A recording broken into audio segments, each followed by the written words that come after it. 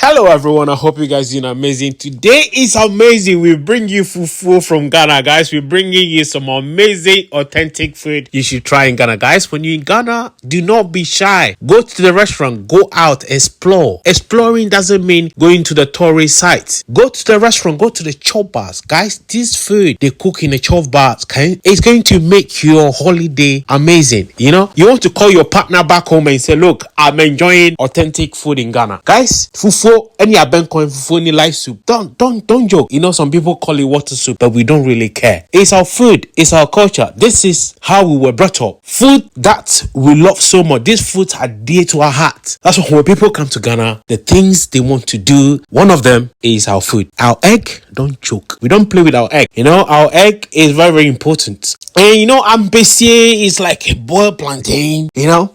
And the yam, yam, you don't have to fry yam. You can boil yam and have it with a lot of stew, you know. Fufu there, you know, make sure you try fufu because our Ghana fufu is pounded, you know. It's not pounded yam, it's fufu. Most of the fufu in Ghana is made with cassava and plantain.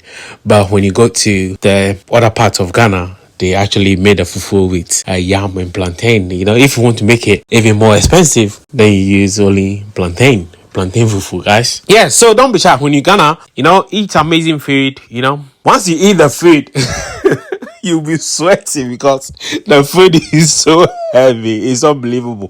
But you know, if you can't finish the food, try to drink the soup because it's good. The soup is so nutritious. You know, crabs, light soup, abencoin, inkati and coin. You know, all these foods, you know, it makes you feel good. Like when you arrive in Ghana, that thought of eating Ghana food, it just makes it so amazing. So guys, I hope you enjoyed the video.